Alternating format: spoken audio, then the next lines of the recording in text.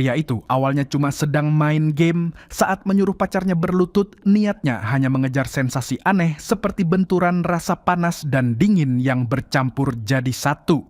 Namun tiba-tiba mulut pacarnya terbelah lebar sampai ke telinga.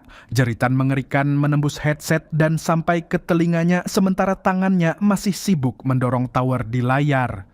Bukannya panik, dia malah dengan tenang menghancurkan kristal musuh sampai tuntas. Setelah itu, sambil mengandalkan ingatannya, dia membuka pintu yang sebelumnya digebrak-gerbak oleh tetangga cantiknya. Dia menawari perempuan itu untuk masuk dan bersembunyi, tapi dengan syarat matanya harus ditutup dulu.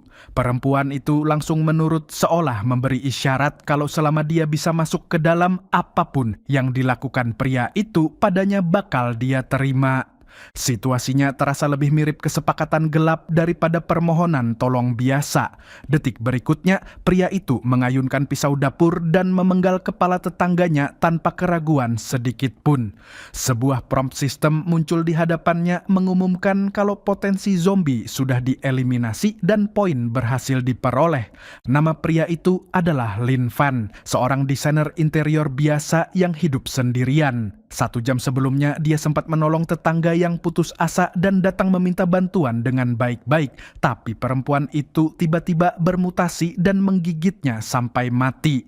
Tepat di momen kematiannya, entah bagaimana Lin Fan tersambung ke sebuah sistem bertahan hidup di tengah kiamat zombie. Sambungan itu memutar balik waktu dan mengirimnya kembali 1 jam sebelum kematiannya. Di sana, Lin Fan langsung menghabiskan poin yang baru ia dapat untuk meningkatkan kekuatan, lalu merasakan tenaga di tubuhnya melonjak dalam hitungan detik. Sementara itu, tubuh tetangganya yang sudah tanpa kepala menarik perhatian zombie lain ke tempat kejadian. Ketika Lin Fan membuka pintu lagi, zombie itu akhirnya menyadari kehadirannya. Kepala yang terpuntir perlahan berputar dan mata busuknya mengunci sosoknya.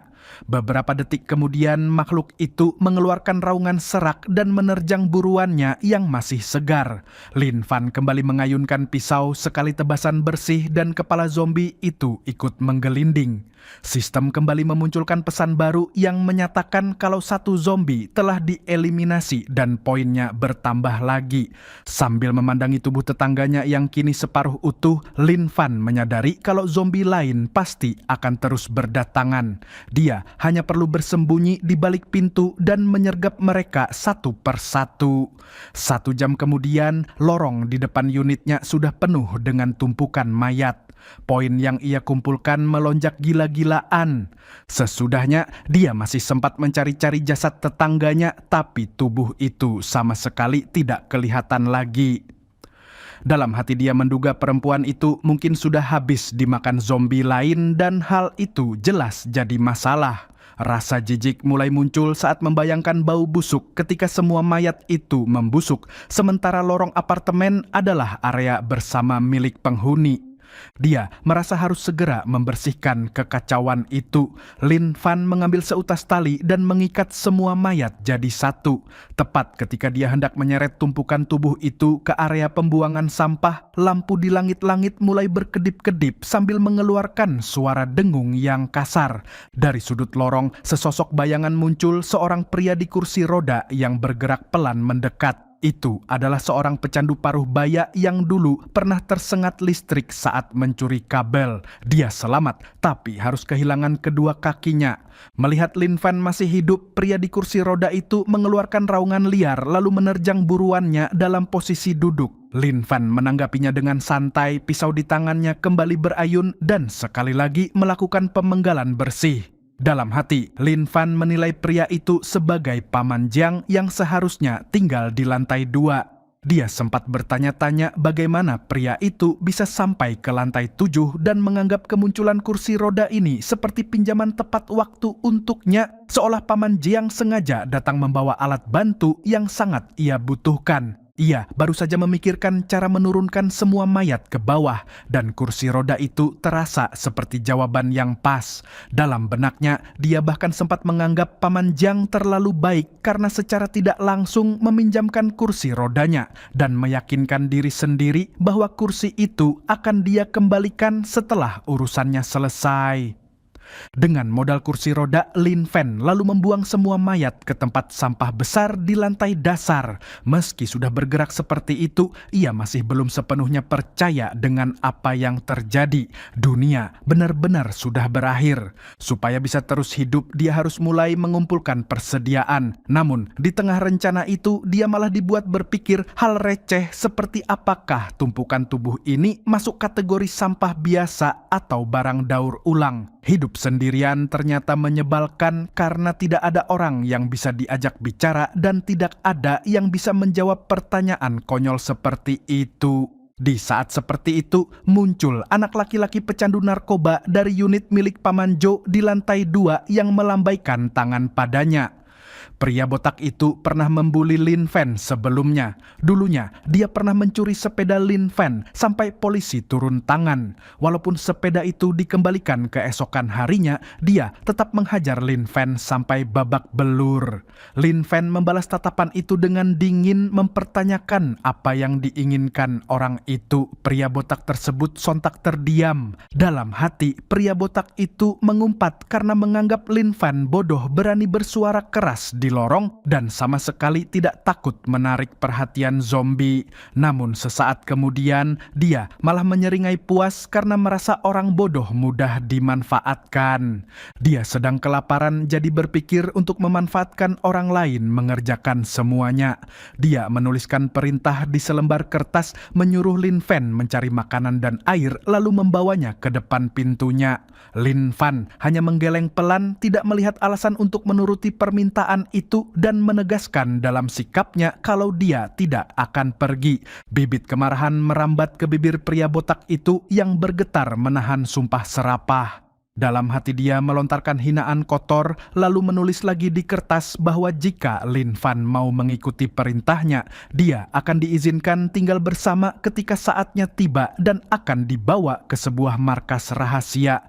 Meski begitu, Lin Fan tetap tenang dan tetap tidak bergerak, sama sekali tidak berniat memenuhi permintaan tersebut. Wajah pria botak itu menggelap, amarahnya mendidih. Dalam hati dia memutuskan kalau Lin Fan ingin mencari mati, dia akan dengan senang hati membantu.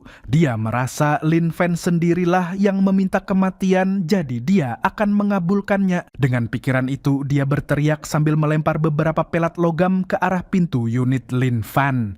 Pelat-pelat itu menghantam lantai dan menimbulkan bunyi berdentang keras berkali-kali. Tak lama kemudian, lorong dipenuhi raungan zombie yang datang menyerbu. Beberapa ekor mendadak berlari menuju unit Lin Fan. Dari lantai 2, pria botak itu tertawa terbahak-bahak merasa puas melihat situasinya. Ia membayangkan Lin Fan tak lagi setangguh tadi, sikap songongnya hilang, bahkan mungkin tidak bisa lagi menggerakkan kakinya. Dalam sekejap, Lin Fan mengayunkan pisau dapurnya dan menebas 2 kepala zombie sekaligus dalam satu gerakan bersih. Sistem langsung berbunyi di benaknya mencatat 2 kill dan 2 poin tambahan. Tawa pria botak itu seketika terputus. Dalam hati, pria botak itu mengakui kalau orang ini ternyata benar-benar kuat, tapi langsung menenangkan dirinya sendiri karena masih ada 1 zombie tersisa. Dia berharap Lin Fan tidak sempat bereaksi dan merasa siapapun yang menentangnya pantas mati. Di sisi lain, Lin Fan justru mengangkat zombie terakhir itu ke pundaknya. Bukan karena dia tidak mampu menghabisinya, melainkan karena dia sengaja menahan diri dan memilih untuk tidak langsung membunuh makhluk itu. Dengan gerakan santai namun terukur, dia melempar zombie tersebut ke lantai atas. Lemparan itu terasa seperti kiriman paket khusus untuk pria botak. Pria itu menyambut lemparan itu secara refleks tanpa berpikir, lalu baru menyadari kebodohannya sendiri ketika sudah memeluk zombie yang masih aktif. Dia bahkan sempat bertanya-tanya dalam hati kenapa barusan bisa sebodoh itu sampai menangkap makhluk tersebut. Teriakan pun menggema di seluruh gedung, sementara Lin Fan hanya melambaikan tangan dengan santai, merasa tidak lagi sendirian karena tahu pria itu akan segera ditemani para zombie yang menyerbu. Setelah urusan di apartemen selesai, Lin Fan bergerak menuju supermarket terdekat. Begitu masuk, dia langsung menyingkirkan beberapa zombie yang bersembunyi di dalam dengan mudah berkat tenaga yang sudah diperkuat sistem. Setelah mengumpulkan berbagai persediaan, refleks lamanya membuat dia tetap berjalan ke kasir dan berhenti di depan pegawai yang kini sudah berubah jadi zombie. Dalam hati, dia merasa barang-barang yang dikumpulkan tadi akan cukup bertahan untuk sementara. Dia bahkan sempat menyiapkan beberapa benih tanaman karena kalau berhasil menemukan tempat aman untuk bercocok tanam, dia bisa hidup dari hasil panen sendiri. Di sisi lain, pisau dapurnya sudah hampir tidak berguna lagi karena terlalu sering dipakai. Saat dia memikirkan kebutuhan senjata baru, sebuah bus melaju kencang dari ujung jalan. Suara mesin yang meraung keras menarik gerombolan zombie dalam jumlah besar hanya dalam hitungan detik. Sorot lampu depan yang menyilaukan memicu kenangan masa kecil yang tragis dalam benaknya. Saat masih kecil, Lin Fan kehilangan ibunya dalam sebuah kecelakaan. Sang ayah yang nekat ingin hidup bersama kekasihnya berencana meninggalkan dirinya. Tangisan Lin Fan membuat perempuan yang disebut sebagai tante itu muak dan naik pitam. Perempuan itu merebut kemudi dari tangan ayah Lin Fan dengan marah, mengaku menghentikan bus hanya untuk memberi pelajaran. Kendaraan itu kemudian menghantam truk dari arah berlawanan dengan keras. Lin Fan masih terjebak di dalam kenangan suram itu ketika suara kasar sopir bus masa kini menyadarkannya. Sopir itu memanggilnya dan seolah menggoda menawarkan tumpangan hanya untuk kemudian menolak dan berniat membiarkannya dimangsa zombie di jalan. Di dalam bus, seorang anak laki-laki berkacamata mencoba protes dengan suara pelan, merasa tidak pantas meninggalkan seseorang begitu saja karena gerombolan zombie yang mereka tarik bisa membunuh orang itu, dan ia mengingatkan kalau guru mereka selalu menekankan pentingnya saling membantu. Sebelum protesnya selesai, sopir bus itu malah menggorok leher anak itu dan meludah sambil melontarkan makian ke arah sosok guru yang sering mereka sebut. Dalam hati dia menghina, menganggap kiamat membuatnya bebas melakukan apa saja yang ia mau. Dia membenci murid-murid pintar berkacamata yang selalu terlihat dekat dengan guru dan merasa tanpa guru sebagai tameng anak-anak seperti itu hanyalah mangsa empuk. Karena merasa kesal dengan belas kasihan bocah itu, sopir itu menganggap tindakannya mendorong anak tersebut turun adalah bentuk belas kasihan versi dirinya, mengirim bocah itu ke jalanan untuk menemani orang yang barusan hendak mereka tinggalkan. Setelah mendorong bocah itu keluar, sopir kembali menjalankan bus dan pergi, tapi sesekali ia melirik gugup ke kaca spion belakang. Dia memperhatikan Lin Fan yang memegang pisau dapur dan dalam hati merasa was-was, bertanya-tanya apakah pria itu benar-benar berniat menghadapi gerombolan zombie sendirian. Dalam kebingungan antara masa lalu dan situasi sekarang, Lin Fan akhirnya benar-benar sadar. Dia mengingat janji pada ibunya untuk tidak mati dengan sia-sia dan ingin menjadi sosok yang berani, baik dan bersinar seperti yang selalu dipercaya ibunya. Dengan tekad itu, dia melemparkan pisau dapurnya tepat ke ban bus. Didorong oleh nilai kekuatan yang sudah meningkat gila-gilaan, pisau itu menembus dalam ke karet ban. Bus kehilangan keseimbangan, menghantam tiang rambu jalan dan terguling. Sopir yang tadi begitu arogan sekarang menjerit ketakutan seperti anjing sekarat, memohon maaf dan meminta pertolongan. Lin Fan hanya melirik dingin. Dalam hati dia menilai sopir itu bukan benar-benar menyesal atas perbuatannya, melainkan hanya ketakutan karena baru menyadari dirinya akan mati. Sebuah senyum tipis terangkat di wajahnya ketika dia menyadari gerombolan zombie sudah semakin dekat, lalu membiarkan sopir itu menunggu nasibnya sendiri. Tak lama kemudian, bocah yang tadi lehernya digorok muncul di depan bus bersama gerombolan zombie yang sejak tadi mengejar kendaraan itu. Mereka menerkam sopir tanpa ampun, menghancurkan tubuhnya. Pada titik ini, nilai kekuatan Lin Fan sudah mencapai 35 poin, angka yang sangat menakutkan untuk ukuran manusia biasa. Saat melintas di dekat kompleks apartemen lain, suara perempuan memanggil dari atas. Itu suara seorang ibu tunggal yang hidup berdua dengan anak kecilnya. Dia bertanya-tanya bagaimana Lin Fan bisa melewati kerumunan zombie di persimpangan jalan. Namun kemudian perempuan itu mengalihkan fokus karena ada hal yang lebih penting. Sebenarnya Lin Fan tidak berniat berhenti, tapi pandangannya tertumbuk pada putri kecil perempuan itu yang tampak kelaparan. Dia tidak tega berpura-pura tidak melihat. Dia mendekat ke pintu unit dan mendapati perempuan itu berlutut meminta bantuan dengan sangat rendah hati. Perempuan itu menjelaskan kalau mereka sudah kehabisan makanan, suaminya sudah meninggal dan dia tidak punya pilihan lain selain meminta sedikit makanan untuk bertahan hidup, bahkan hanya untuk putrinya saja. Lin Fan memberikan 2 labu dan 1 labu musim dingin ke tangan perempuan itu. Perempuan itu sempat heran, bertanya-tanya dalam hati apakah uang masih ada artinya di dunia yang sudah hancur seperti ini, tapi tetap menerima pemberian tersebut. Pandangan Lin Fan kemudian tertarik pada sebuah replika senjata yang tergantung di dinding. Perempuan itu lalu mengambil pedang tiruan tersebut, menjelaskan kalau mendiang suaminya menyukai game dan membeli benda itu hanya sebagai properti. Dia menawarkan pedang itu pada Lin Fan, menganggap di luar sana terlalu berbahaya dan pria itu jelas butuh sesuatu untuk melindungi diri.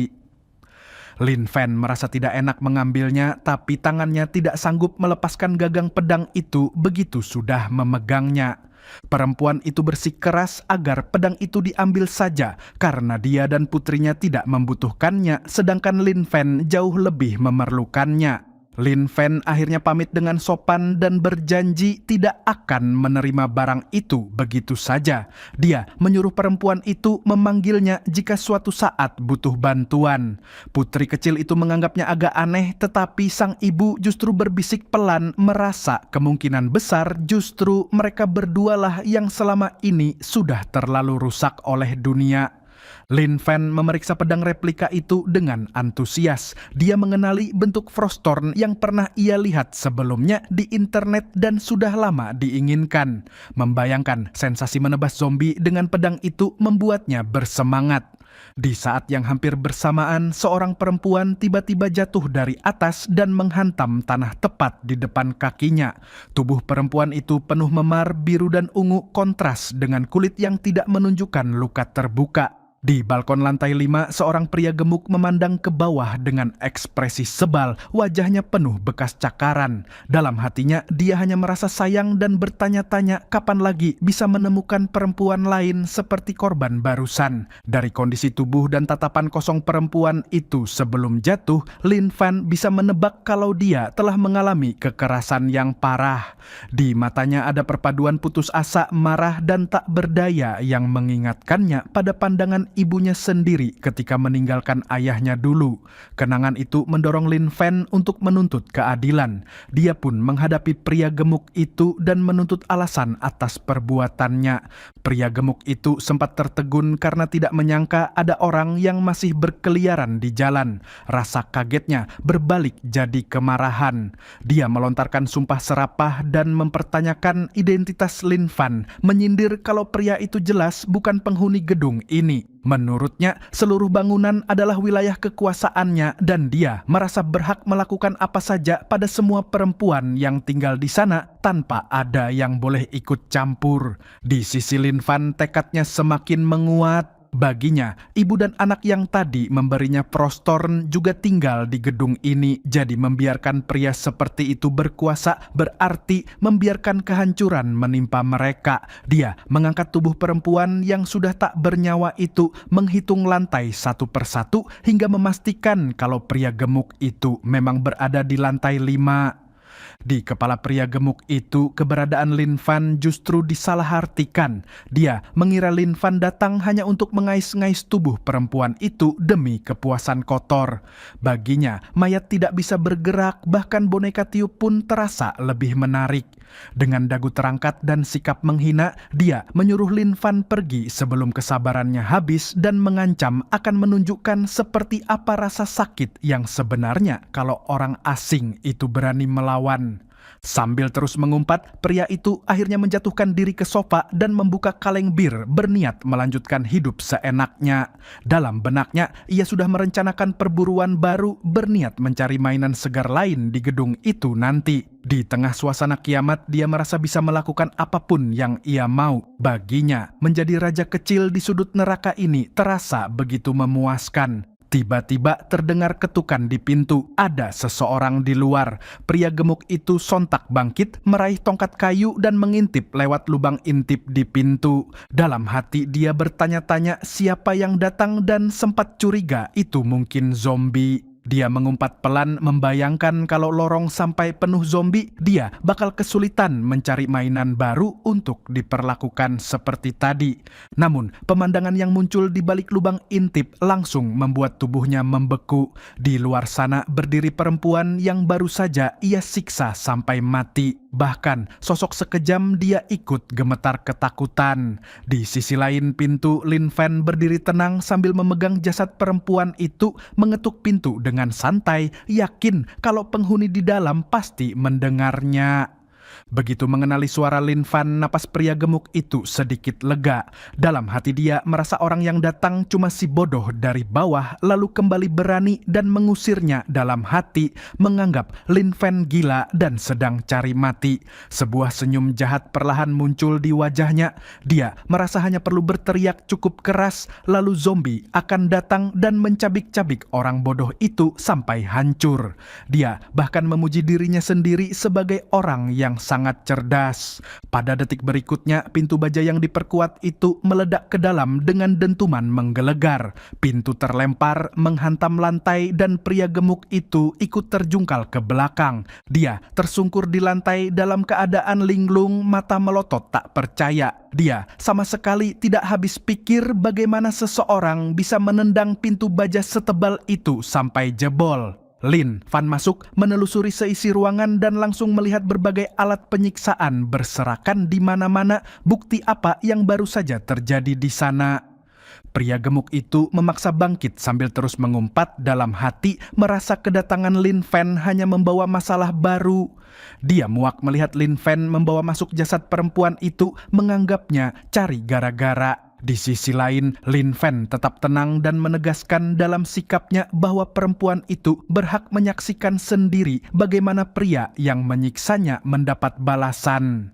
Tak lama kemudian, tubuh pria gemuk itu sudah terikat, mulutnya disumpal kain. Lin Fan mempersiapkan diri untuk menyeretnya ke kantor polisi terdekat. Pria gemuk itu merontak dan menggeram marah, menuduh Lin Fan gila dan menuntut agar dia dilepaskan.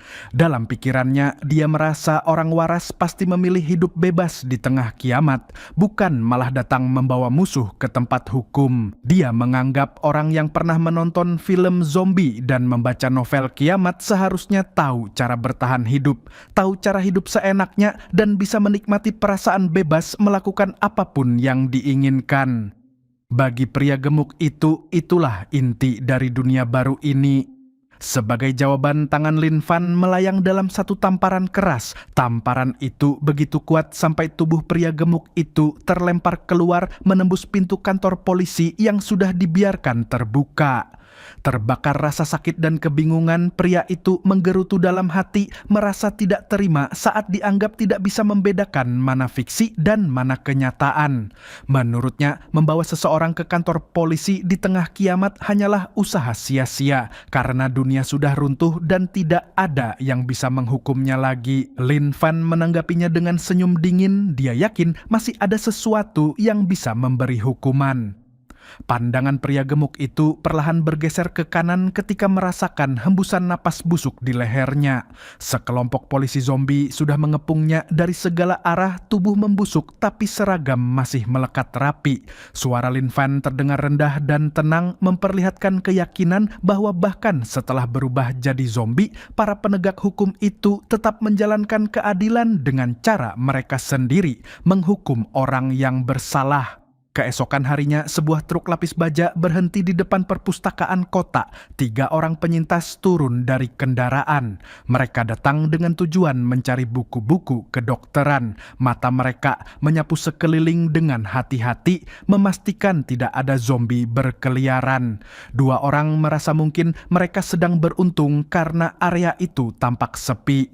Namun, pemimpin mereka, seorang perempuan bermata tajam, mengangkat tangan memberi isyarat agar jangan gegabah.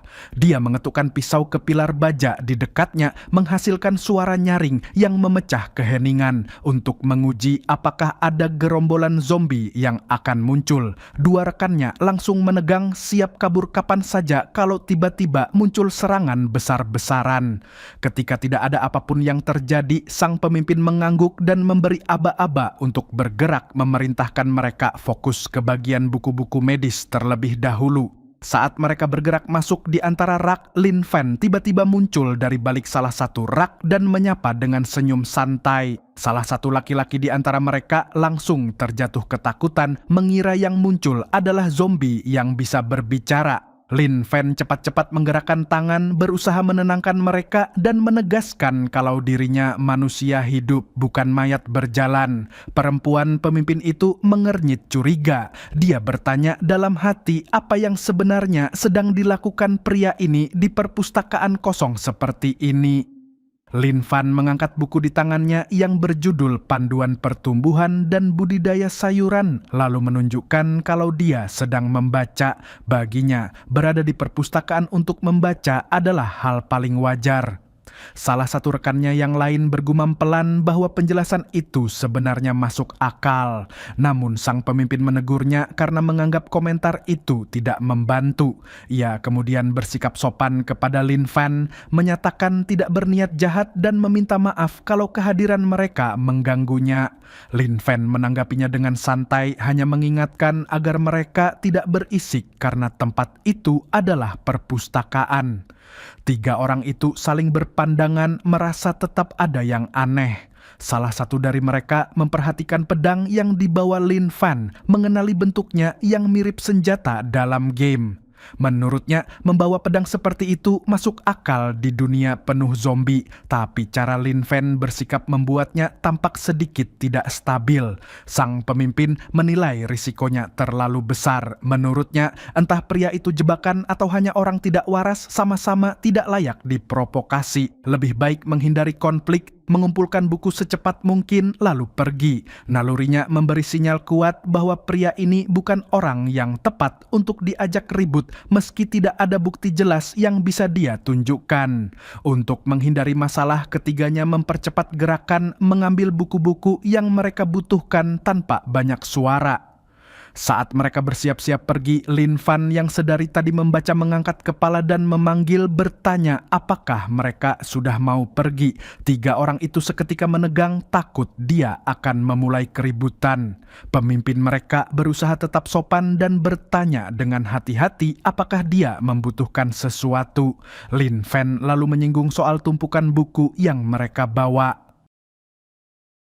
Menurut kebiasaan lamanya, kalau ada yang meminjam buku sebanyak itu, seharusnya ada proses pencatatan. Dia menilai kalau buku-buku itu bukan milik pribadi, melainkan koleksi perpustakaan, jadi seharusnya ada semacam peminjaman resmi yang tercatat. Ucapan itu membuat ketiganya tertegun. Salah satu dari mereka mendidih dan mengumpat dalam hati, mempertanyakan apakah Lin Fan sadar dengan situasi di luar.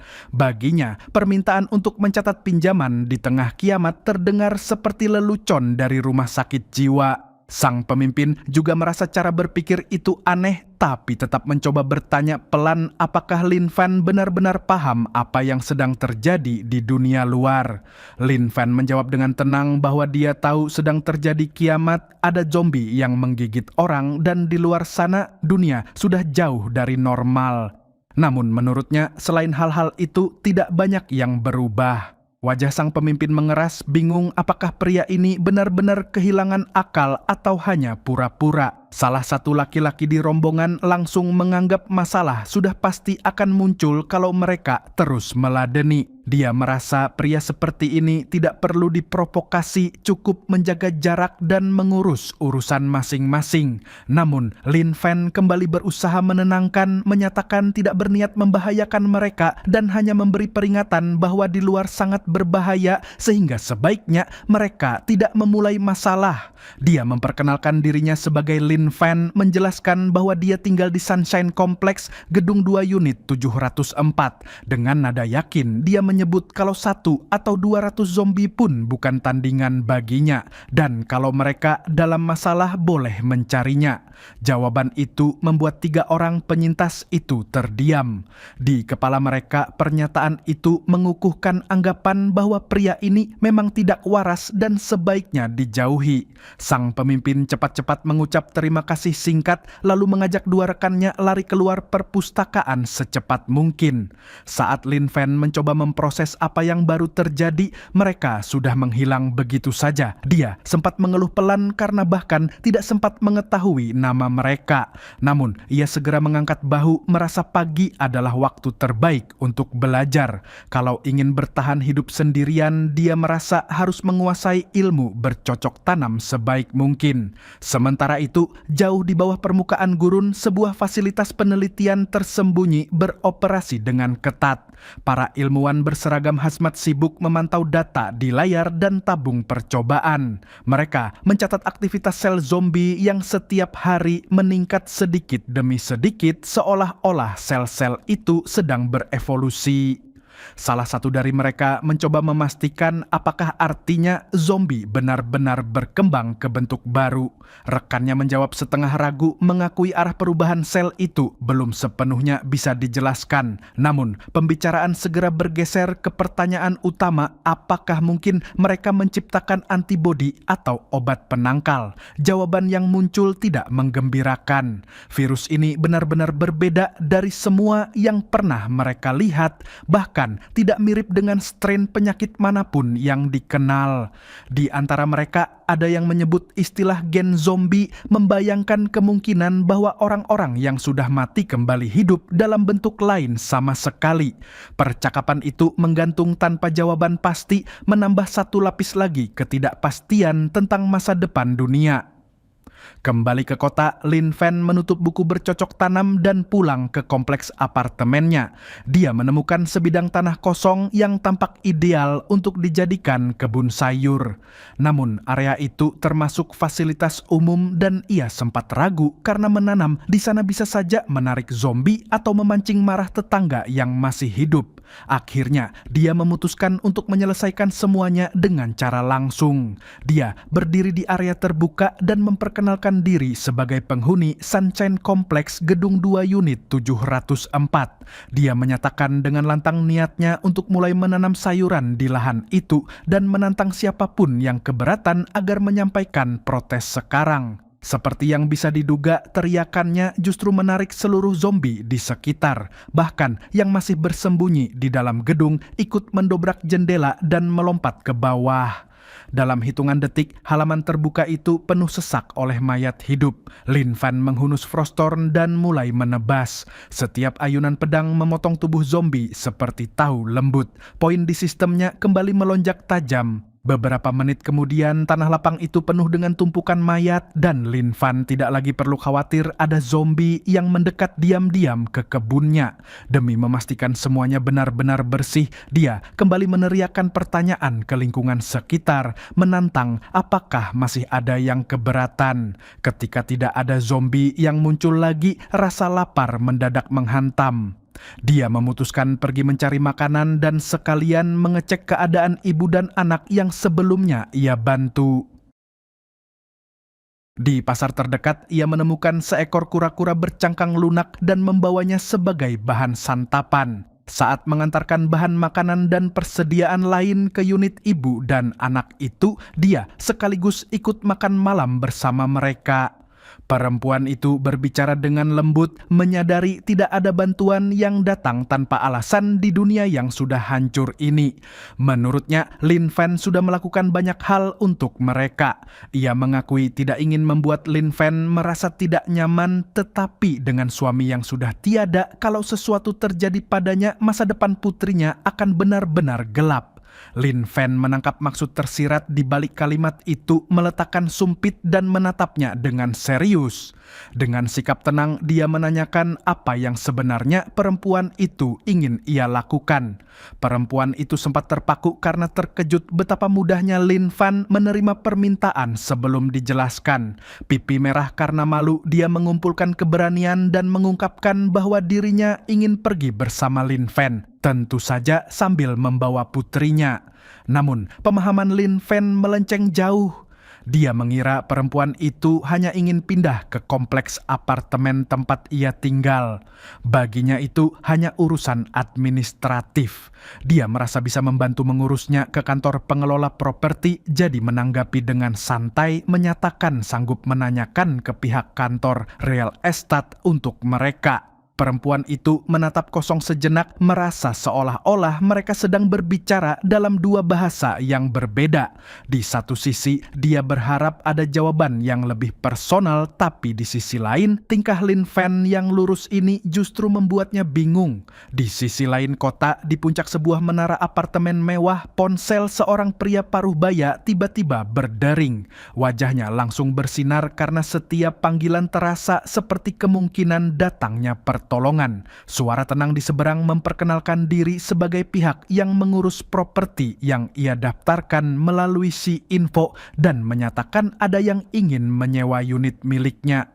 Nama pria itu adalah Chun Gang. Dia terdiam sejenak sebelum menutup telepon dengan kasar. Dalam benaknya, panggilan itu terdengar seperti lelucon. Dia memandang keluar jendela pada dunia yang hancur dan meyakini kiamat benar-benar sudah tiba. Menurutnya, orang yang masih ingin menyewa apartemen di tengah situasi seperti ini pasti sedang bercanda. Serangan zombie terjadi begitu cepat hingga banyak orang tidak sempat melarikan diri. Hanya sistem keamanan ketat kompleks mewah itulah yang membuat sebagian penghuni masih bisa bertahan. Selama berhari-hari mereka menatap langit berharap ada helikopter datang menjemput, tapi harapan itu tak pernah terwujud. Ketika Chun Gang menghela napas putus asa, ponselnya kembali berdering. Kali ini bahkan sebelum penelepon di seberang sempat menjelaskan maksudnya, Chun Gang sudah meledak marah. Dia menganggap orang di seberang tidak waras karena memikirkan sewa menyewa di tengah akhir dunia. Di sisi lain, Lin Fan yang sedang menelepon terdengar tulus merasa bingung kenapa dia dibentak karena niatnya hanya ingin menyewa unit tersebut. Chun Gang menutup telepon lagi dengan emosi memuncak. Lin Fan menghela napas dan kembali bertanya-tanya dalam hati ada apa dengan temperamen orang ini. Meski begitu, dia memutuskan untuk mencoba lagi. Ketika panggilan berikutnya tersambung, emosi Chun Gang sudah diambang batas. Urat di pelipisnya menonjol saat dia meluapkan kemarahan, bertanya apa yang sebenarnya diinginkan orang di seberang. Lin Fan tetap kalem menjelaskan kalau dia hanya ingin menyewa apartemen dan menganggap tidak perlu marah berlebihan. Kesabaran Chun Gang akhirnya habis. Dia merasa orang yang begitu santai membicarakan sewa properti di tengah kiamat pantas ditantang. Dia menyebut dirinya berada di atap Fongji International Tower 3 dan menantang Lin Fan datang langsung kalau benar-benar serius ingin menyewa. Bagi Chun Gang, ajakan itu lebih mirip tantangan hidup mati ketimbang urusan kontrak. Lin Fan menganggap kata-kata itu sebagai bentuk persetujuan, semacam konfirmasi bahwa sewa unit sudah disetujui. Setelah merasa urusan sewa beres, dia buru-buru berpamitan pada ibu dan anak yang ia bantu tadi. Dia meminta mereka menunggu di sana, berjanji akan pergi mengurus perjanjian sewa untuk mereka sekarang juga. Sang ibu mencoba menghentikan membuktikan dan meminta penjelasan lebih rinci, tetapi Lin Fan sudah menutup pintu unitnya dan bergegas pergi. Di tempat lain di menara yang sama, seorang pemuda mendekati Chun Gang dan bertanya apa yang terjadi. Chun Gang hanya mengangkat bahu, menganggap penelepon tadi tidak penting dan menyebutnya sebagai orang bodoh. Pemuda itu lalu mengajaknya menjauh, mengingatkan bahwa mereka punya urusan yang lebih serius.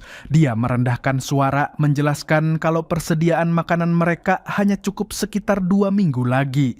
Wajah Chun Gang mengerut, bertanya apa maksud dari peringatan itu. Pemuda itu menjelaskan bahwa ada 15 orang yang masih bertahan di gedung tersebut dan menurut perhitungannya 4 orang tua yang lemah hanya jadi beban. Dia menyarankan agar mereka menyingkirkan para lansia itu demi memperpanjang usia persediaan. Chun Gang ragu karena merasa tindakan terang-terangan seperti itu bisa menimbulkan ketidakpuasan dari penghuni lain. Para orang tua itu selama beberapa hari terakhir juga ikut membagi makanan sehingga menyingkirkan mereka secara kasar terasa seperti pengkhianatan. Namun, pemuda itu hanya menyeringai, berjanji akan mengurus semuanya tanpa banyak keributan. Dia menjelaskan rencananya, setelah para lansia disingkirkan, mereka juga bisa mengurangi jumlah laki-laki lain yang dianggap berlebihan, lalu memilih perempuan yang ingin dipertahankan. Menurutnya, perempuan yang tidak menarik juga bisa disingkirkan, menyisakan perempuan cantik sebagai hiburan di tengah ketidakpastian kapan kiamat ini akan berakhir. Chun Gang tampak bimbang tetapi akhirnya mengangguk. Ia mengakui dalam hati bahwa memiliki sedikit hiburan di tengah dunia yang runtuh terdengar menggoda. Baginya, selama bisa bertahan hidup, mempertahankan kenyamanan diri sendiri menjadi prioritas. Dengan rencana sewa yang sudah ia anggap sah, Lin Fan mengayuh sepeda mengarah ke Pongji Internasional. Di sepanjang jalan, dia menyingkirkan beberapa zombie yang menghalangi jalur tanpa banyak usaha.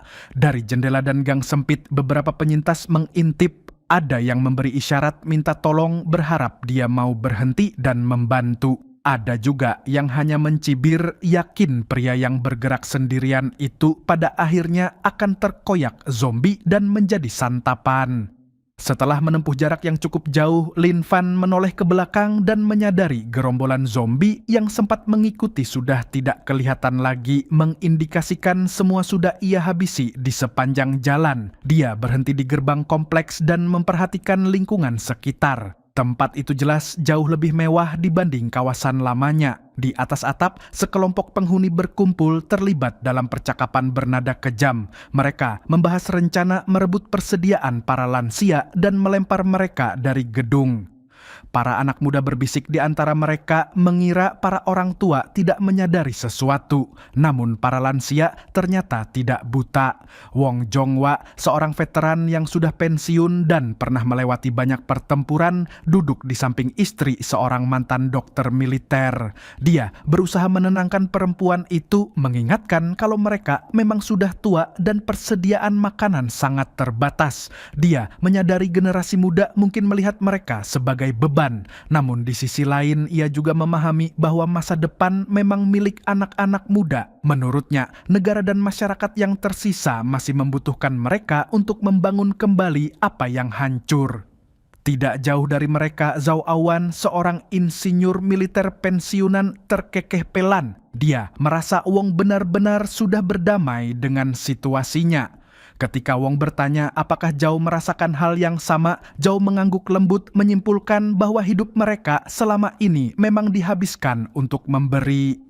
Bagi para tetua itu memang tidak banyak lagi yang bisa mereka harapkan dari hidup. Mereka juga merasa tidak sepenuhnya bisa menyalahkan anak-anak muda. Di akhir dunia seperti ini, yang paling penting memang bertahan hidup. Istri Wong, Leong Yin, hanya memutar bola mata. Selama puluhan tahun mereka sudah hidup susah. Sedikit beban lagi tidak akan membuat keadaan mereka jauh berbeda. Sementara itu, Chun Gang dan Xiao Bing sudah berhasil mengumpulkan sebagian besar anak muda di atap. Mereka berjalan maju bersama mengarah langsung pada 4 orang tetua. Di dalam hati, Xiao Bing menyimpan rencana yang jauh lebih gelap.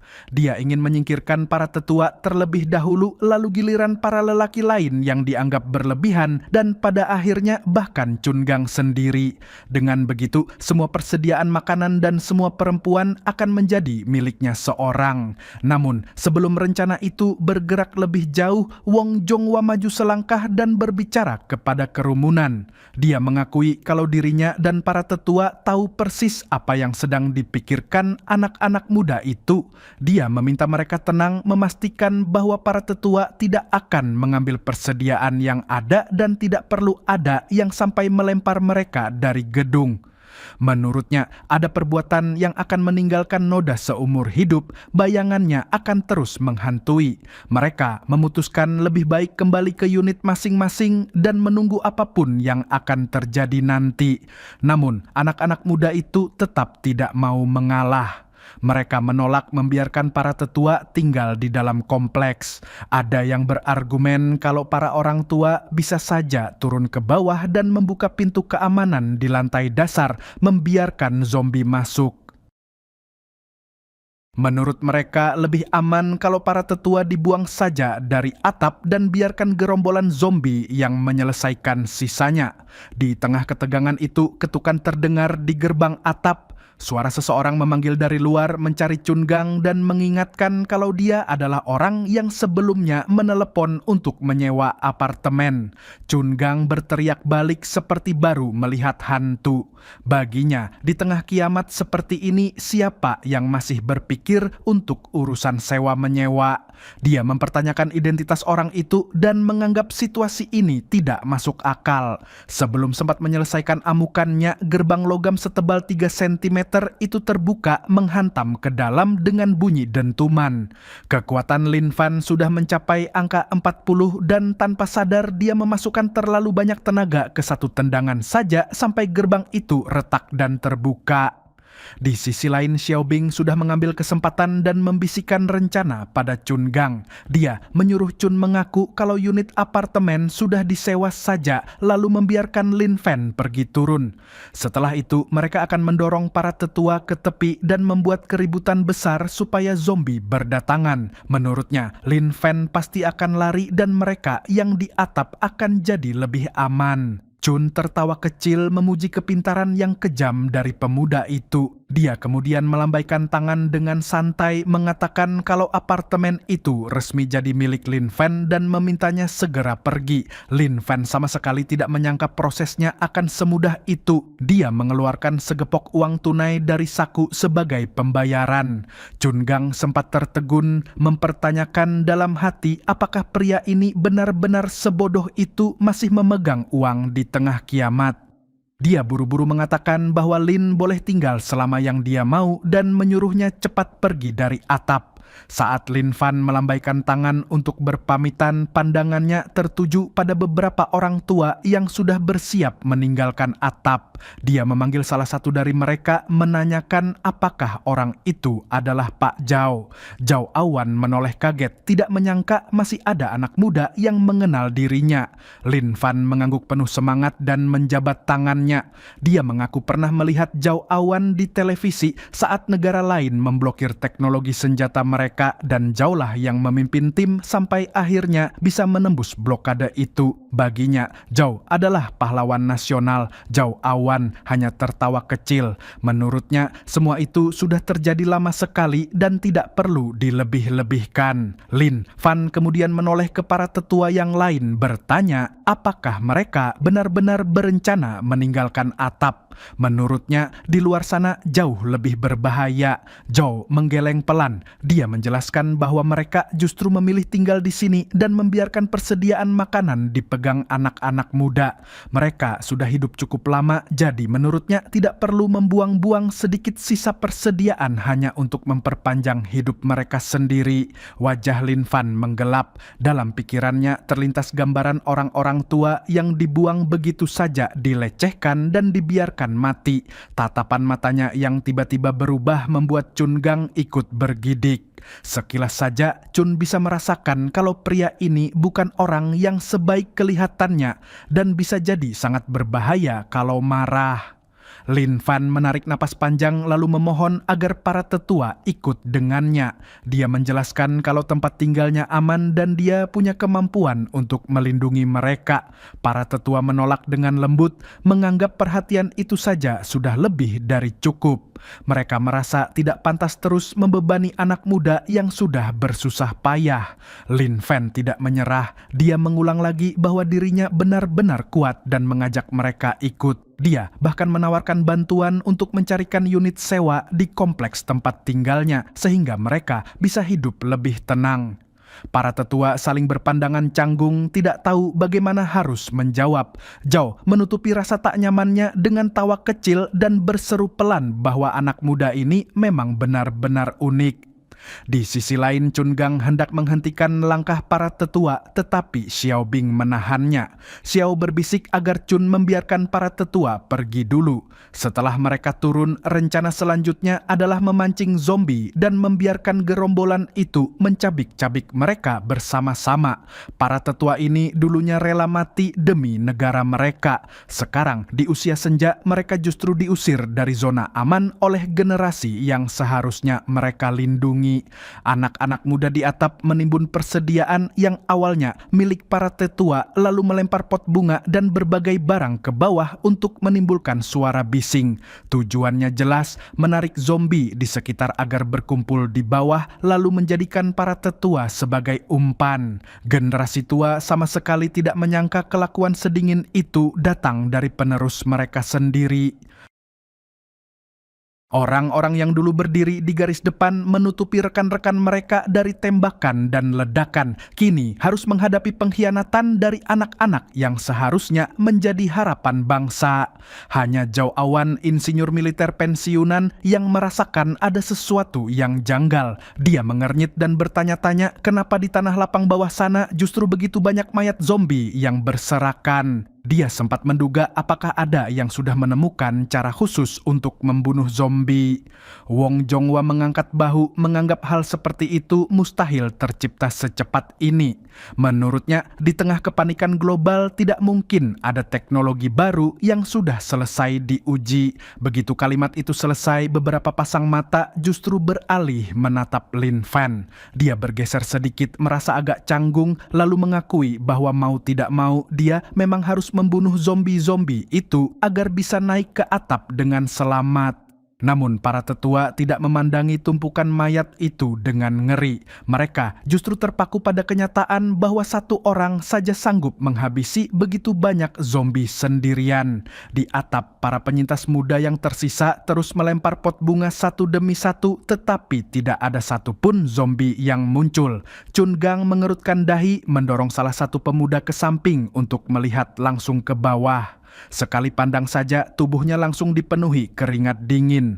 Jalanan di bawah penuh dengan mayat zombie yang sudah tidak bergerak. Jeritan tiba-tiba memecah keheningan ketika pemuda yang sedang mencondongkan tubuh ke tepi atap mendadak didorong jatuh oleh Xiao Bing. Para penyintas lain diam terpaku, tidak percaya dengan apa yang baru saja mereka lihat. Namun, Xiao Bing hanya merapikan dasinya dengan tenang dan bertanya kenapa mereka melongo. Menurutnya, kalau suara tidak cukup untuk menarik zombie, maka mereka harus menggunakan darah. Bau darah segar bisa menempuh jarak lebih jauh. Chun Gang langsung terpingkal, menepuk tangan dan memuji kecerdikan kejam ide itu. Yang lain segera ikut tertawa, wajah mereka menyeringai puas. Di bawah sana, tubuh pemuda itu menghantam aspal dengan keras, pecah dan menyemburkan darah ke sekeliling, mewarnai jalanan dengan merah. Zombie yang berada jauh di sana menangkap bau segar itu dan berlari seperti hewan liar yang menemukan mangsa baru. Di atap, Chun Gang tertawa nyaring, memuji Xiao lagi dan menyatakan tidak sabar menunggu bagaimana para orang bodoh di bawah akan berlari ketakutan. Dia bahkan mengaku ingin mendengar teriakan mereka saat dimakan hidup-hidup. Di sisi lain, istri Zhao yang dulu seorang guru dan biasa dipanggil nenek yang panik dan bertanya apa yang harus mereka lakukan sekarang. Lin Fan tiba-tiba bertanya apakah ada yang punya mobil. Wong Jonghwa terkesiap, memastikan dulu apakah Lin benar-benar maksudnya mobil. Lin mengulang dengan santai menanyakan apakah mobil itu diparkir di garasi dan menjelaskan kalau sepeda miliknya tidak mungkin bisa membawa orang sebanyak ini. Dia menyuruh mereka mengemudikan mobil ke lokasi yang sudah ia sebutkan sebelumnya, sementara dia sendiri mengatakan masih ada sesuatu yang harus dia urus. Begitu kata-kata itu selesai, dia langsung berlari menuju gerbang. Wong dan Zhao mencoba memanggilnya, menyuruhnya pergi dan menyelamatkan diri saja. Menurut mereka, mereka sudah tua dan kalau memang harus ada yang mati, seharusnya para lansia yang mengorbankan diri. Namun, istri-istri mereka menarik lengan suami masing-masing, meminta mereka berhenti bicara seperti pahlawan. Di mata mereka, Lin jelas bukan orang biasa.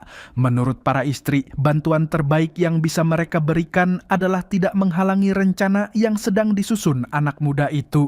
Di gerbang kompleks, Lin Fan berdiri menghadang dan menggumam pada dirinya sendiri, mengingat komentar sinisnya sebelumnya bahwa zombie yang jarang bergerak akan punya stamina yang payah. Dia merasa sudah menunggu terlalu lama supaya mereka bisa menyusul. Di atap, Chun Gang mengerutkan kening, merasa aneh karena gerombolan zombie belum juga menerobos masuk, sementara Lin justru bergerak ke arah gerbang. Xiaobing menyeringai menuduh Lin sedang ketakutan dan tidak tahu harus bagaimana. Beberapa saat kemudian Chun kembali tertawa. Dari kejauhan dia melihat gerbang terbuka dan mengira dugaannya benar bahwa Lin adalah orang bodoh yang membuka jalan masuk untuk zombie. Namun tawa itu mendadak goyah ketika ia menyadari satu hal. Lin bukannya kabur menjauh, melainkan kembali berlari, tetapi kali ini arahnya berbalik menuju gedung mereka. Xiaobing sempat berusaha menenangkan diri, menyebut bahwa bahkan orang bodoh pun masih bisa bereaksi mengikuti naluri untuk lari dari bahaya.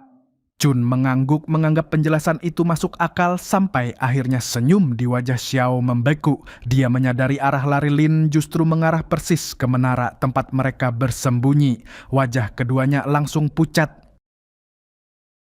Mereka menjerit panik ketika menyadari Lin sedang memimpin gerombolan zombie masuk ke kompleks, langsung menuju ke tempat mereka. Di bawah sana, arus zombie mengalir seperti gelombang hitam mengikutinya, masuk melewati gerbang hingga ke dalam gedung.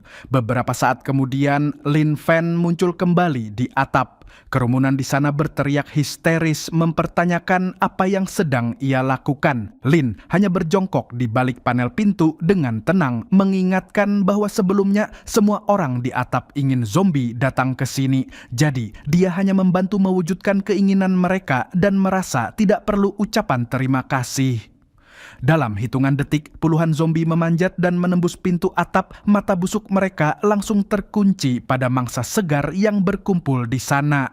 Wajah Chun Gang mengering, kehilangan seluruh warna. Dia menjerit menyumpahi Lin sebagai bajingan yang benar-benar kejam.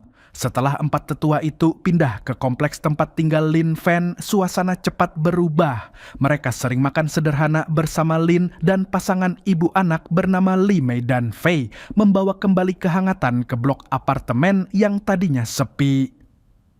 Suatu siang, Fei menyadari Lin terus menatapnya. Dia menyentuh pipinya sendiri, khawatir ada sesuatu yang menempel di wajah. Setelah hening beberapa saat, Lin akhirnya bertanya kemana tas sekolah Fei.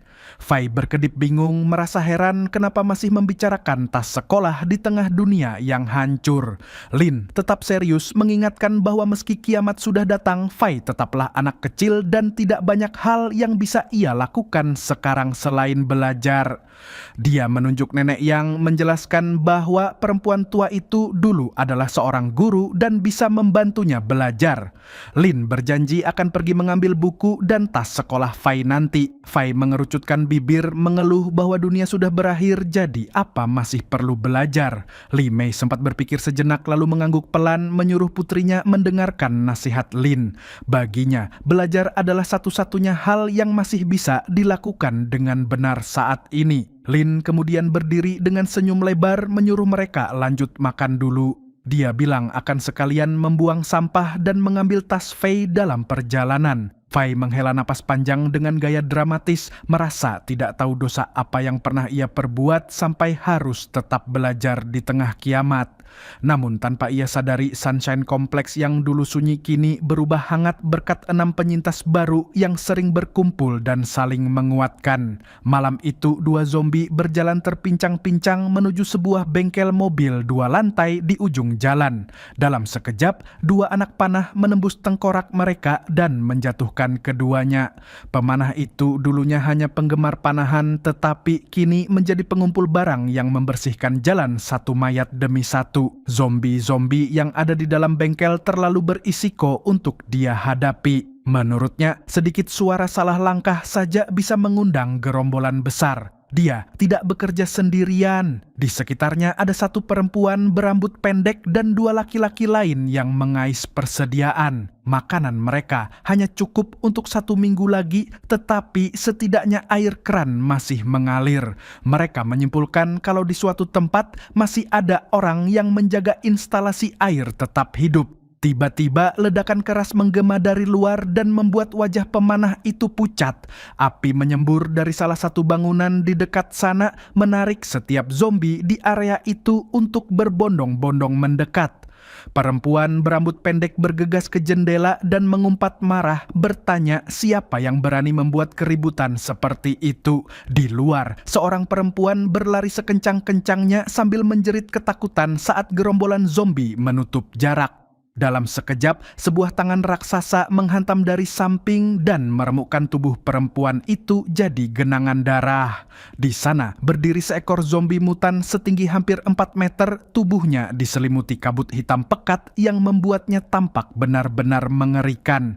Bibir perempuan berambut pendek itu bergetar saat menyadari kalau zombie bisa berevolusi. Hanya menyebut istilah zombie mutan saja sudah cukup membuat lututnya lemas. Di tengah ketegangan itu, suara roda tempat sampah besar yang diseret di atas aspal terdengar dari gang dekat mereka. Perempuan itu membeku di tempat, mengira ada zombie raksasa lain yang mendekat. Namun sosok yang keluar justru Lin Fan dengan santai mendorong tong sampah besar, menabrak dan menjatuhkan gerombolan zombie dan sang mutan seolah mereka tidak lebih dari rintangan kecil. Kekuatan, stamina dan kecepatannya sudah melampaui manusia biasa, seolah-olah semua statistik tubuhnya sudah menyentuh batas tertinggi. Saat melewati geng itu, Lin bahkan tidak repot-repot menoleh ke arah zombie mutan yang terkapar. Perempuan berambut pendek di lantai 2 bengkel itu mengenalinya dan berbisik pelan, tidak percaya kalau sosok itu benar-benar dia. 2 laki-laki yang bersamanya merasa seperti baru lolos dari maut. Mereka bertanya-tanya apakah mereka sedang berhalusinasi melihat seseorang mendorong tong sampah dan dengan santai menarik gerombolan zombie menjauh dari area mereka. Salah satu dari mereka memanggil pemimpin mereka dengan panggilan bos, meyakinkan bahwa mereka mungkin benar-benar baru saja diselamatkan. Adegan kemudian kembali ke supermarket di bawah blok apartemen lama Li Mei. Lin memarkir tong sampah itu di dekat gerbang kompleks dan naik ke atas untuk mengambil tas dan buku Fai. Di lantai 2, beberapa preman yang bersembunyi di supermarket berteriak dari balik rak menanyakan apa yang sedang ia lakukan. Lin melirik ke atas dan menjawab dengan tenang bahwa tong sampah kompleks sudah penuh dan dia hanya mencari tempat untuk membuang isi tong sekaligus mengambil beberapa barang. Sebelum ia selesai menjelaskan, mereka sudah menertawakannya. Mereka mengejek, menyindir betapa anehnya ada orang yang di tengah kiamat malah sibuk mengurus sampah, seolah punya keahlian khusus yang tidak berguna. Bagi mereka, hanya di akhir dunia orang seperti ini bisa terlihat menonjol. Namun Lin Fan sama sekali tidak merasa pekerjaannya aneh. Baginya, membuang mayat zombie dan merapikan lingkungan adalah bagian dari caranya bertahan hidup. Bagi Lin Fan, mengurus sampah terasa hal biasa saja. Mau kiamat atau tidak, hidup tetap berjalan. Menyingkirkan mayat dan kotoran adalah bagian dari rutinitas baru. Ia sempat menambahkan bahwa kalau mereka butuh bantuan, mereka hanya perlu bilang. Pria botak di lantai 2 malah menyeringai sinis, merasa hidupnya di lantai atas sudah cukup enak. Dalam kepalanya, ia mengumpat karena anak ini berani-beraninya menawarkan bantuan seolah mereka butuh uluran tangan. Dia bahkan sempat berpikir untuk berteriak memanggil zombie, membiarkan gerombolan itu mengejar Lin Fan hanya demi hiburan. Namun Lin Fan tidak tertarik berdebat. Ia hanya melambaikan tangan singkat, memutus obrolan, lalu berbalik pergi. Kepergiannya yang dingin justru memicu sisi kejam para preman. Mereka mulai merencanakan rencana kecil memancing zombie datang hanya untuk menonton seseorang dikejar-kejar. Mereka merasa lantai 2 sudah cukup aman karena dalam bayangan mereka zombie tidak mungkin bisa terbang atau melompat sampai setinggi itu. 4 preman itu lalu menjerit-jerit seperti pengeras suara rusak. Suara mereka bergema di sepanjang jalan. Mereka berteriak selama beberapa menit, namun tidak ada satupun zombie yang muncul di bawah. Mereka mulai kesal mempertanyakan di mana zombie-zombie itu dan menolak percaya kalau area itu sudah benar-benar bersih. Bagi mereka, mustahil semua mayat hidup menghilang. Di seberang jalan, Lin Fan berdiri di balik gerbang gedung lain dan melirik ke arah mereka. Dalam hati, ia menenangkan diri, yakin sesuatu yang besar akan segera datang. Setelah itu, ia menghilang dari pandangan, melanjutkan urusannya sendiri. Para preman menggerutu kesal karena suasana yang tadinya mereka harap jadi tontonan justru terasa hambar. Mereka menyebut Lin Fan sebagai perusak suasana yang bahkan tidak bisa memancing zombie datang untuk membunuhnya. Tepat ketika rasa jengkel memuncak, tanah mulai bergetar. Batu-batu kecil memantul pelan lalu semakin keras. Langkah berat terdengar mendekat, menggelegar di antara gedung-gedung. Kepanikan mulai merayap ketika mereka sadar sesuatu yang sangat besar sedang datang. Bahkan sebelum bisa menyelesaikan pertanyaan di kepala, wajah raksasa yang mengerikan memenuhi jendela lantai 2. Dalam sekejap, 3 dari 4 preman itu diremas dan dicabik oleh zombie raksasa tersebut. Tubuh mereka hancur seperti mainan. Sementara itu, Lin Fan sudah sampai di toko buku di lantai dasar gedung seberang. Saat hendak menaiki tangga, ia mendengar tangisan bayi yang samar. Ia mengikuti suara itu sampai ke bordes di tikungan tangga. Di sana, seorang perempuan tergantung tak bernyawa di hadapannya. Bayi di pelukannya masih hidup, tidak berhenti menangis. Perempuan itu jelas sudah memilih mengakhiri hidupnya sendiri. Dalam proses itu, dia juga memutus kesempatan terakhir anaknya untuk bertahan. Tangisan bayi itu semakin lemah, seolah perlahan memudar. Lin Fan dengan hati-hati mengambil bayi itu dari pelukan ibunya. Telapak tangannya yang hangat berusaha menenangkan tangisan lemah tersebut. Ketika merapikan selimut yang membungkus tubuh mungil itu, ia merasakan sesuatu tersembunyi di dalamnya, sebuah buku kecil seperti buku harian. Ia membuka dan membaca. Di halaman-halaman itu tertulis curahan hati sang ibu. Tidak ada pertolongan, tidak ada makanan, tubuhnya makin lemah dan ia tahu tidak akan bertahan lama. Ia menulis bahwa dirinya sudah melihat orang mati berubah menjadi zombie dan tidak mau menyakiti bayinya sendiri. Selama pikirannya masih jernih, ia merasa harus mengambil keputusan. Ia menulis ketakutannya kalau suatu saat nanti akan menggigit anaknya, lalu menjelaskan bagaimana ia menghancurkan sendiri giginya dan menutup rapat mulutnya dengan selotip. Dengan begitu, bahkan jika berubah jadi zombie, ia tidak akan bisa melukai bayi itu. Di buku itu, ia menuliskan nama sang bayi, Ming Ming. Ia memohon, jika suatu saat ada yang menemukan anaknya, tolong biarkan Ming Ming hidup. Namun, jika tidak mampu menjaganya, ia hanya meminta satu hal, jangan meninggalkan bayi itu di luar untuk dimakan zombie. Lin Fan menghela napas pelan. Dalam hati, ia berjanji akan melakukan segala yang ia bisa untuk menjaga menjaga anak itu tetap hidup. Namun di saat yang sama, sebuah bola basket menggelinding pelan ke kakinya dengan cara yang tidak wajar. Detik berikutnya, seekor zombie dengan tampilan aneh tubuh berwarna oranye gempal mirip karakter Garfield menerjang ke arahnya. Gerakannya jauh lebih cepat dari zombie manapun yang pernah ia temui. Lin Fan mencabut Frostorn dengan gerakan refleks. Dalam pikirannya muncul pertanyaan bagaimana makhluk seperti ini bisa ada di sekitar tempat bayi ini disembunyikan.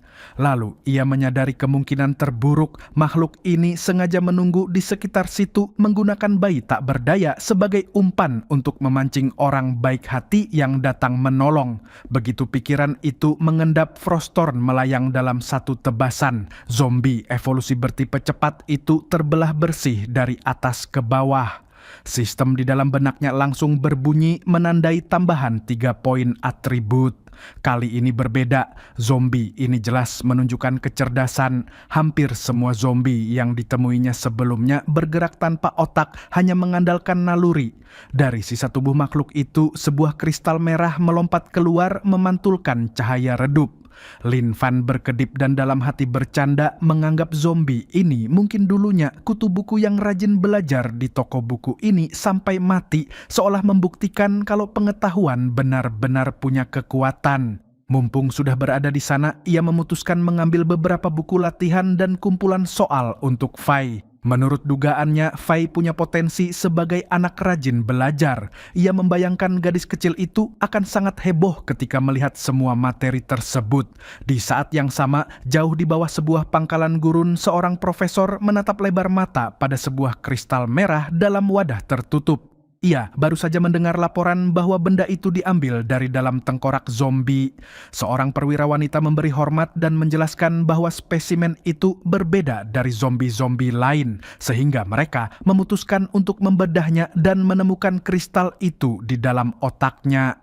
Profesor meminta laporan lengkap. Perwira itu menjelaskan kalau tembakan pertama dilepaskan oleh Xiang Nan menggunakan senapan runduk. Peluru langsung menembus kepala zombie, namun makhluk itu tidak mati. Justru setelah itu ia berlari semakin cepat menuju pangkalan. Xiang Nan terus menembak, semua peluru bersarang di kepala dan zombie itu baru jatuh setelah tengkoraknya benar-benar hancur. Sebelum ini setiap zombie cukup ditusuk sekali di kepala untuk mati. Namun yang satu ini bahkan peluru berkaliber tinggi pun tidak langsung menjatuhkannya. Profesor mengerutkan kening merasa perkembangan ini sulit dicerna. Ia menyadari bahwa zombie sedang berevolusi tetapi tidak mengerti kenapa mereka berkembang ke arah seperti ini, menjadi begitu kuat sampai tembakan kepala pun tidak cukup. Ia menyebut mereka mulai mendekati sosok iblis. Hingga titik itu hanya 2 pangkalan di seluruh Tiongkok yang masih saling terhubung, Dragon Palace dan Galaxy Base. Ia mengembus napas berat mempertanyakan apakah mereka benar-benar masih punya peluang menyelamatkan sisa dunia ketika Undead sendiri terus berkembang. Perwira itu ragu sejenak lalu memberanikan diri menyampaikan pikirannya. Ia mengakui gagasan itu tidak ilmiah tapi bersumber dari novel-novel zombie yang dulu sering ia baca. Dalam cerita-cerita itu, zombie punya kristal di otak yang menjadi bahan evolusi. Manusia yang membunuh zombie bisa menyerap energi kristal itu dan menjadi lebih kuat, bahkan mendekati manusia super. Ia menduga kristal merah ini pun mungkin bekerja dengan cara serupa. Profesor tampak semakin bingung. Ia yang tidak pernah menyentuh novel fiksi sebelumnya hanya bisa terpaku dan merasa seolah mendengar bahasa lain. Hanya menyimak frasa novel zombie saja sudah cukup membuatnya menatap penuh tanda tanya. Di kota, Lin Fan keluar dari toko buku sambil menggendong Ming Ming. Langkahnya santai, seolah sepanjang jalan hanya jalan pagi biasa. Cara berjalannya yang tenang menarik perhatian seorang perempuan yang memperhatikan dari lantai atas sebuah bangunan. Namanya Su Shasha, mantan influencer kue yang dulu terkenal dengan video baking memakai gaun lolita berenda. Tiba-tiba Lin Fan menoleh tepat ke arah jendelanya. Kaget, Su Shasha menutup mulut dan segera menjatuhkan diri di bawah ambang jendela. Dalam kepanikan, ia bertanya-tanya apakah barusan sudah ketahuan. Dari sudut pandang Lin, ia sempat melihat bayangan kabur melewati kaca dan menyimpulkan di gedung itu masih ada penyintas. Namun sebelum ia sempat memikirkan hal itu lebih jauh, sebuah mobil melaju kencang dan berhenti di depan kantor polisi terdekat. Setelah memastikan tidak ada zombie di sekitar, 4 laki-laki turun dari mobil.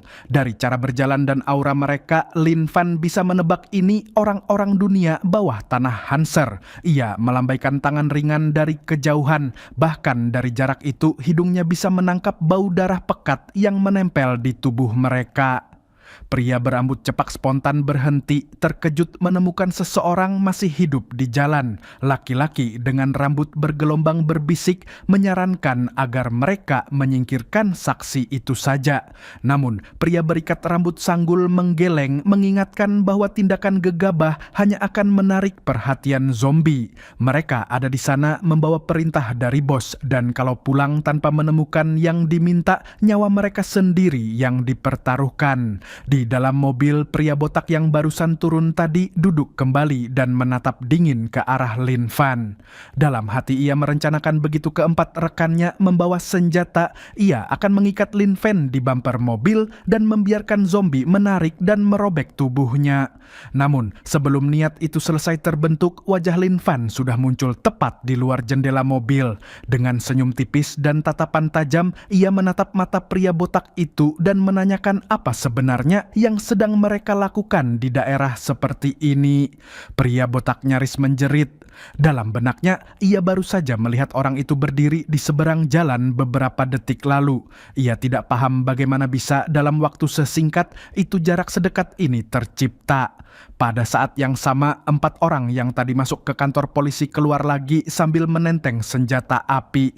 Mereka terkejut melihat Lin Fan masih berdiri di sana. Salah satu dari mereka memarahi 2 orang di dekat mobil, mempertanyakan apa yang sedang mereka lakukan sampai membiarkan orang asing tetap di situ. Pria botak lalu bertanya apakah mereka sudah menemukan barang yang dipesan bos atau belum. Pria berambut cepak menjawab dengan angkuh bahwa mereka jelas tidak akan pulang dengan tangan kosong dan menegaskan hasil jarahan kali ini akan membuat posisi mereka aman untuk sementara. Pria berambut keriting menilai keberanian Lin Fan yang berani berjalan sendirian seolah jalanan aman. Ia bertanya-tanya bagaimana anak ini bisa selamat sejauh ini. Lin Fan menjawab dengan nada datar, menjelaskan bahwa ketika bertemu zombie, ia mencoba bernegosiasi dan kalau tidak berhasil, ia membela diri. 1 ayunan, 1 zombie tumbang. Pria berambut keriting terdiam, tidak tahu harus menanggapi apa. Baginya, kata-kata itu terdengar seperti lelucon yang tidak lucu. Pria berambut cepak mulai kehilangan kesabaran. Ia mengeluarkan pistol dan menodongkannya ke arah Lin Fan, mengingatkan dalam pikirannya sendiri betapa berharganya senjata seperti itu sekarang. Lin Fan tidak menunjukkan tanda-tanda takut. Ia hanya menyimpulkan bahwa 4 orang itu masuk ke kantor polisi jelas untuk mencuri senjata, bukan mencari pertolongan. Pria berambut cepak menanggapinya dengan sinis. Di pikirannya, di tengah kiamat tidak ada lagi konsep mencuri atau tidak, hanya bertahan hidup. Ia meyakinkan diri bahwa hal-hal yang mereka lakukan di luar imajinasi orang biasa. Ia tidak sempat mengakhiri kalimat dalam pikirannya. Sebuah kilatan tajam melintas dan lengan yang memegang pistol itu terputus dari tubuh sebelum sempat menembak. Dalam sekejap, darah menyembur. Lin Fan hanya sempat menggumam permintaan maaf singkat, menyebut dirinya terlalu terbiasa membelah tubuh zombie dalam upaya membela diri sampai lupa lawannya kali ini manusia. Pemandangan itu membekukan semua orang. Pria berikat rambut sanggul berusaha meraih senjata. Sebelum tangannya sampai, Frostorn kembali berayun dan membelah tubuhnya menjadi 2 bagian dalam sekali serang. 2 orang yang tersisa hanya bisa berdiri mematung, tidak mampu mencerna gerakan yang terlalu cepat untuk diikuti. Mereka mulai mempertanyakan apakah orang di depan mereka masih bisa disebut manusia. Dari dalam mobil, pria botak berteriak memarahi anak buahnya yang menurutnya terlalu berisik. Ia memperingatkan bahwa suara seperti itu pasti sudah menarik perhatian zombie dan menyuruh mereka segera masuk mobil. Seperti memvalidasi ucapannya, jeritan zombie mulai menggema dari sudut-sudut jalan. Arus undead mengalir menuju mobil seperti anjing liar yang mencium bau darah. Pria botak menginjak pedal gas, melajukan mobil secepat mungkin, tidak menoleh sedikit pun ke belakang. Dalam hati, ia memutuskan bahwa anak muda itu pasti akan mati dan bosnya akan mengurus sisanya. Dua orang yang ditinggalkan mengumpat dari belakang memanggil mobil itu dengan marah. Mereka merasa dikhianati tapi tidak punya pilihan lain. Lin Fan memasukkan kembali pedangnya ke sarung, menghela napas, dan dalam hati berkomentar bahwa bahkan zombie yang sangat bersemangat pun tidak suka ketidakadilan. Ia merasa seolah-olah para zombie hanya menjalankan tugas sosial. Datang begitu, ia menyingkirkan para penjahat. Dua laki-laki yang ditinggalkan menatapnya dengan ngeri, terlalu takut untuk mengeluarkan suara. Dalam hati, mereka merasa ironis mendengar istilah seperti zombie yang cinta keadilan. Karena jelas gerombolan itu datang setelah dia membunuh orang-orang mereka.